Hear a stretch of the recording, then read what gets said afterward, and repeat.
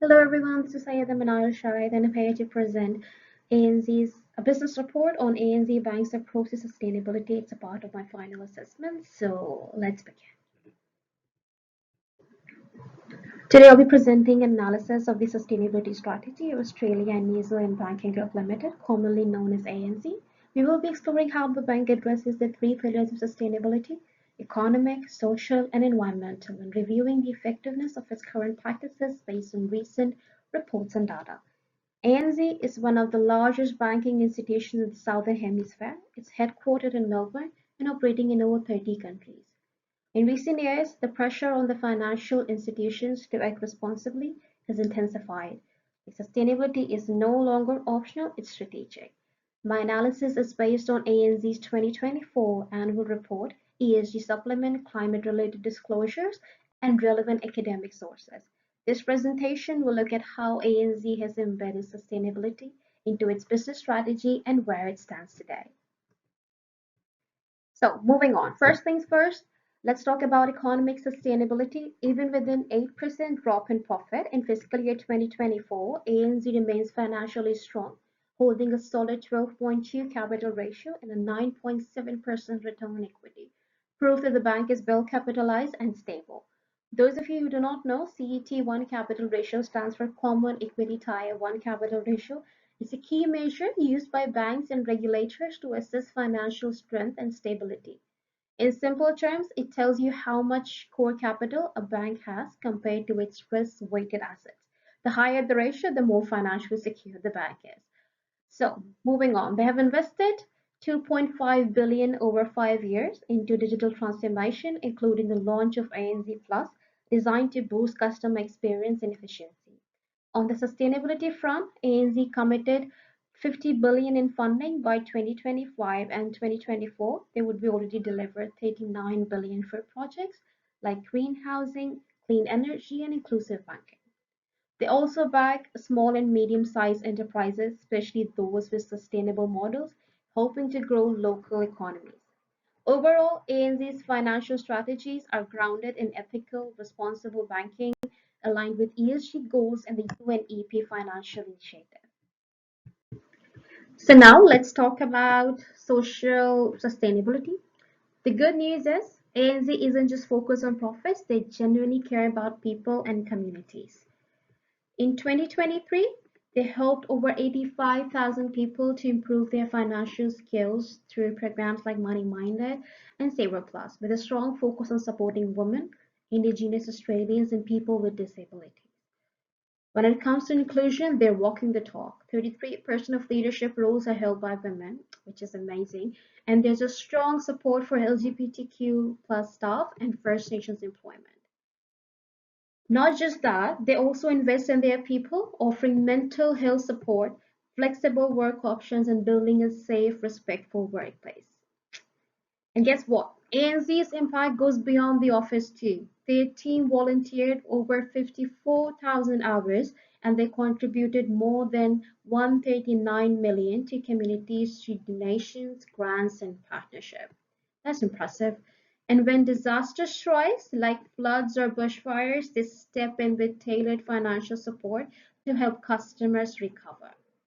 In short, ANZ is making a real difference, not just by doing business, but by doing good.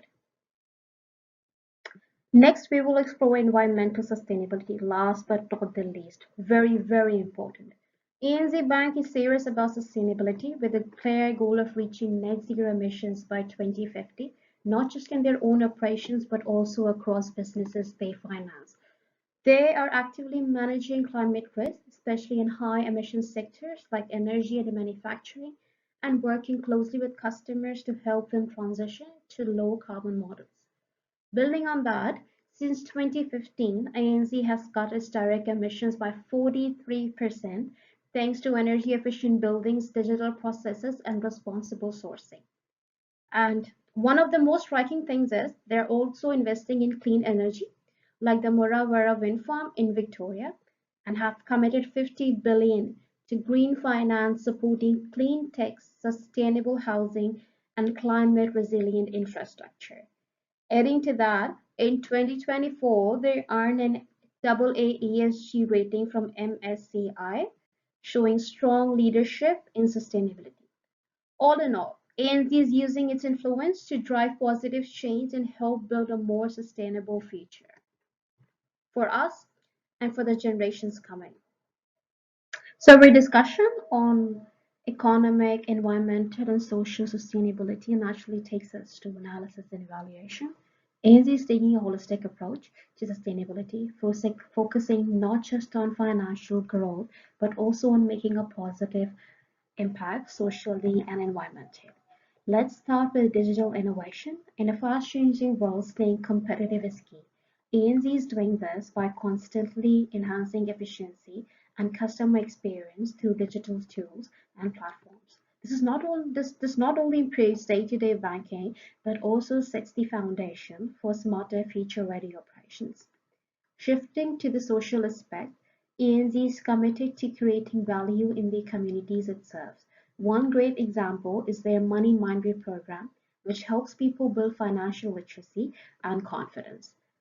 They also have a strong reconciliation action plan, which aims to strengthen relationships with Indigenous Australians and foster a more inclusive workplace, a crucial step towards real social progress. Now onto the environment. As climate concerns grow, ANZ is stepping up. The bank is actively working to be a leader in sustainable banking, aligning with the TCFD guidelines to better manage climate risk and support the transition to a low carbon economy. Of course, no journey is without its challenges. Two key areas where ANZ still has work to do are improving gender diversity in leadership and meeting its net zero emissions target by 2050. These are ambitious goals that require consistent focus and accountability. Looking ahead, the real challenge for ANZ will be to balance profitability with purpose. That means continuing to grow financially while also staying true to their environmental, social, and governance commitments. If they get the balance right, ANZ can achieve long-term success that benefits not just shareholders but society and the planet as a whole. So everyone, thank you for being so patient and for staying with me. I'll just conclude the presentation by a few key proposals, key recommendations to take ANZ's sustainability leadership to the next level. So here are those three key proposals. First, enhanced reporting tools. ANZ should expand its ESG reporting by introducing real-time analytics and interactive dashboards. This would improve risk management, performance tracking, and investor transparency, helping position ANZ as a true leader in ESG intelligence. Second, scale up social initiatives. Expanding programs like Money Minded and Saver Plus in remote and disadvantaged communities will amplify ANZ's social impact. It's important that these initiatives have outcome-based measures to ensure accountability and demonstrate real positive change. Third, innovate green finance products. ANZ can lead the way in sustainable finance by developing products like green mortgages, sustainability-linked loans, and climate adaptation insurance. This will attract climate-conscious customers while supporting the broader green economy. Last but not the least, foster cross-sector collaboration. ANZ should seek out collaborations with governments, NGOs, research institutions, and climate funds. This would give ANZ access to valuable resources, and knowledge, enabling them to drive large-scale projects in both the environmental and social spaces. So I hope this presentation was informative because before this presentation, I had no idea that financial institutions could be sustainable as well. So thank you so much for your time. Thank you. Bye.